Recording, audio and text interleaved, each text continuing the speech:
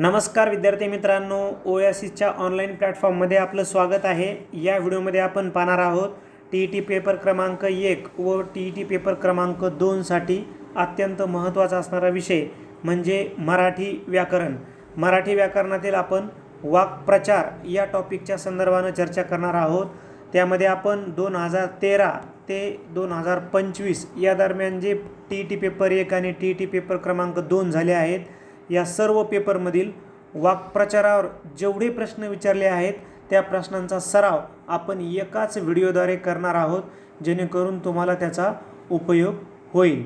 तुम्ही हे सर्वच्या सर्व ओल्ड पेपर आणि सराव पेपर जे आहेत विविध विषयाचे हे आपल्या ओएसिस करियर पॉईंटच्या ॲपमध्ये जाऊन सोडवू शकतात। त्याचे व्हिडिओसुद्धा बघू शकतात। ॲपची लिंक या व्हिडिओच्या डिस्क्रिप्शन बॉक्समध्ये दिलेली आहे किंवा प्ले स्टोरवर सुद्धा तुम्हाला डायरेक्ट ओएसिस करियर पॉईंटचं ॲप मिळून जाईल। तर अधिक वेळ न घेता लगेच आपण प्रश्नांचा सराव करूयात।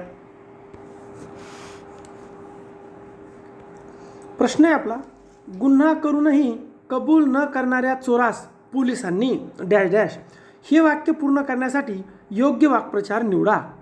आता प्रश्न असा आहे की गुन्हा करूनही कबूल न करणाऱ्या चोरास पोलिसांनी काय केले असेल? मग आपल्या सगळ्यांना माहिती आहे त्याला काय केलं असणार, बेदम मारहाण केली असणार किंवा आणखीन 3rd डिग्री दिली असणार, जेणेकरून त्यानं काय केलं, गुन्हा कबूल केला। मग आता त्या अर्थाचा वाक्प्रचार आपण पाहू। तमा न बाळगणे, तमा न बाळगणे म्हणजे परवा न करणे, म्हणजे हात येणार नाही। लोटांगण घालणे, पूर्णपणे शरण जाणे, विनवणी करणे, लाचारी पत्करणे। आता पोलीस असं करतील का? पोलीस विनवणी करतील का, लाचारी पत्करतील का, शरण जातील का? नाही। 14वे रत्न दाखवणे, बरोबर हे आपलं उत्तर आहे। कारण गुन्हा करूनही कबूल न करणाऱ्या चोरास पोलिसांनी खूप मार दिला, खूप चोप दिला, त्याला वाक्प्रचार कोणता आहे? 14वे रत्न दाखवणे। आता जीवाचे रान करणे म्हणजे खूप कष्ट करणे। पुढे आहे प्रश्न आपला, पुढीलपैकी भिन्न अर्थाचा वाक्प्रचार कोणता? टी फर्स्ट 2024 बघा, धाबेदनाने म्हणजे खूप भीती वाटणे, पोटात गोळा येणे म्हणजे खूप भीती वाटणे, अंगाचा थरका फुटणे म्हणजे खूप भीती वाटणे, म्हणजे 1, 2 आणि 3 तिन्ही एकाच अर्थाचे। अंगाचा तिळपापड होणे म्हणजे रागाने फनफन करणे, हेच आपलं उत्तर आहे। कारण 1, 3 आणि 2 हे काय आहे? खूप भीती वाटणे। नेक्स्ट आहे की धूम ठोकणे। धूम ठोकणे या वाक्प्रचाराचा अर्थ काय आहे? तर वेगाने धावणे, जोरात पळणे। मग आता खूप मार देणे म्हणजे चोप देणे, कणिक तिमणे, 14वे रत्न दाखवणे। हे कपडे धुणे, दूध वाहणे आपल्या लोक कन्फ्यूजसाठी दिले।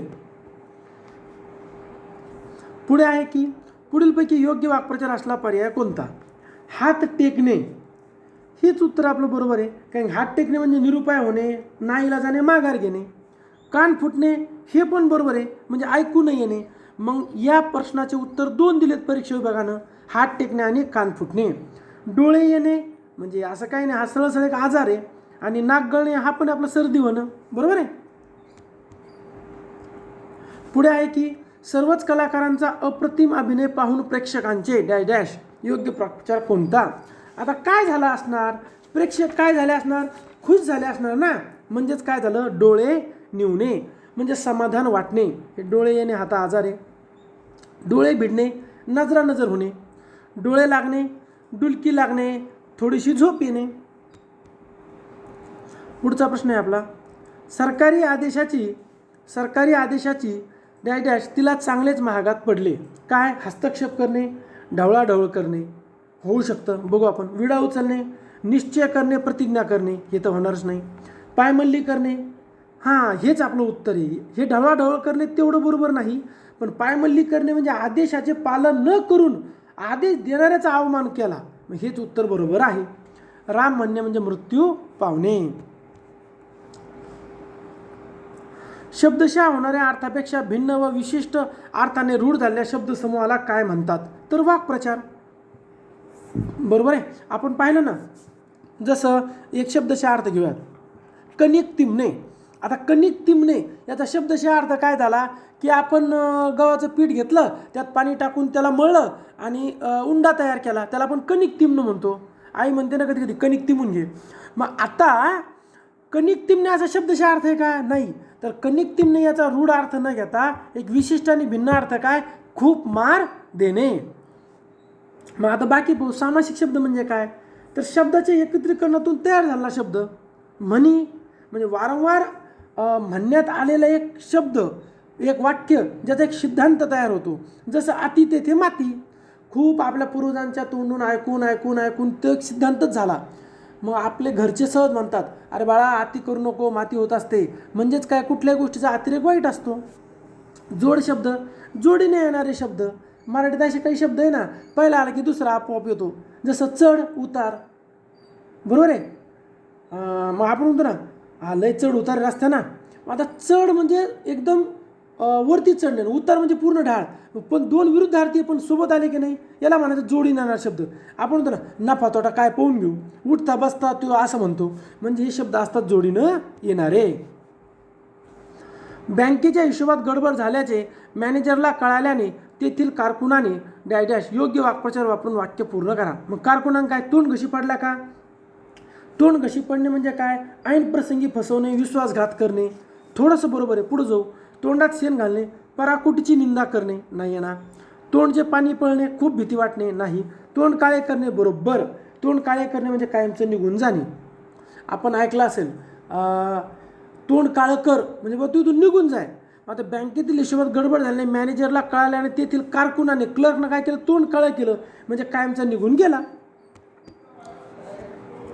आता बघा, पेपर 1चे आपण पूर्ण वाक्प्रचार पाहिले. आता पेपर 2चे पाहणार आहोत. पेपर 1ला एकूण 8 वाक्प्रचार आले 9 वर्षात.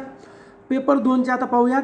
जर तुम्ही आपल्या ओएसिस करिअर पॉईंटच्या ॲपमध्ये गेलात तर इथे तुम्हाला 2013 ते 2025 पर्यंत सर्वच्या सर्व जुने झालेले पेपर 1 आणि पेपर 2 विषयानुसार जॉईन करता येईल. त्याचबरोबर सराव पेपरसुद्धा उपलब्ध आहेत. तुम्ही प्ले स्टोअरला ओएसिस करिअर पॉईंट सर्च करू शकता किंवा आपल्या व्हिडिओच्या डिस्क्रिप्शन बॉक्समध्ये सुद्धा लिंक दिलेली आहे. आयुष्यात यशस्वी होण्यासाठी तो डॅश डॅश या वाक्यात योग्य वाक्प्रचार वापरा. काय झालं, तारे तोडणे, वेड्यासारखं बोलणे नाही. यशस्वी व्हायचं ना आयुष्यात, जीवाचे रान करणे, बरोबर. अतिशय तळमळीने व खूप कष्ट करणे, कानाडोळा करणे, दुर्लक्ष करणे, ग्वाही देणे, साक्ष देणे, पुरावा देणे. वाऱ्यावर सोडणे, वाऱ्यावर सोडणे या अर्थाचा वाक्प्रचार कोणता, तर त्याग करणे बरोबर आणि ओवाळून टाकणे पण बरोबर. 2 उत्तरं दिलेली आहेत परीक्षेवर बघा ना. फरशा पाडणे म्हणजे खाऊन संपवणे आणि वारा वाहणे असा सरळ सरळ अर्थ नसतो. सव्यापसव्य करणे म्हणजे काय, तर यातायात करणे, जाये करणे. खूप वेळा जाये झाली की घरचे म्हणतात काय सव्यापसव्य करतोय, म्हणजे खूप वेळा जाये करणे, यातायात करणे. धार्मिक विधी करणे म्हणजे पूजापाठ करणे. कर्मठ असणे असं काही नाही, मंत्रतंत्र करणे नाही. प्रश्न आहे आपला, प्रतिबंध करणे या अर्थाचा वाक्प्रचार कोणता. मज्जाव करणे, बरोबर. प्रतिबंध करणे आणि मज्जाव करणे एकच. धडा शिकवणे, चांगला चोप देणे. विपर्यास करणे, असंगत अर्थ लावणे. पल्ला गाठणे, निश्चित केलेले ध्येय गाठणे. लांबलचक आणि कंटाळवाणे भाषण म्हणजे आपलं माहिती आहे एरंडाचे गुऱ्हाळ, ओके. उंबराचे फूल, दुर्मिळ वस्तू. थंड फराळ, उपाशी राहणे. अकलेचा खंदक, मूर्ख मनुष्य. हळद लागणे म्हणजे 2चे 4 हात होणे म्हणजेच काय, लग्न होणे. बोबाटा होणे, गावभर सर्वत्र चर्चा होणे. मनात मांडे खाणे, व्यर्थ मनोराज्य करणे. हायसे वाटणे, सुटकेचे समाधान होणे. आणि आपला शेवटचा वाक्प्रचार आहे, चालत्या गाडीला खीळ लागणे, खीळ घालणे म्हणजे काय, तर चांगल्या चाललेल्या गोष्टीत विघ्न आणणे. बघा अशा प्रकारे आपण काय केलं, बाकीचे पर्याय तर सरळ सरळ नाही आहेत. आपण 2013 ते 2025 वाक्प्रचाराचे सर्व प्रश्न पाहिले. तुम्ही जर आपल्या ओएसिस करिअर पॉईंटच्या ॲपमध्ये गेलात तर तिथे तुम्हाला प्ले स्टोअरवरती उपलब्ध आहे. या व्हिडिओच्या डिस्क्रिप्शन बॉक्समध्ये लिंक आहे. तिथे तुम्हाला 2013 ते 2025 पर्यंत सर्व पेपर सोडवता येतील, त्यांच्या PDF व्ह्यू करता येईल. त्याचबरोबर सर्व व्हिडिओच्या लिंकसुद्धा उपलब्ध आहे. तसेच सराव पेपरसुद्धा आपल्याला उपलब्ध आहेत. व्हिडिओ आवडल्यास लाईक करा, आपल्या मित्रांना शेअर करा व ओएसिसचे इतर ऑनलाईन प्लॅटफॉर्म जॉईन करा. धन्यवाद.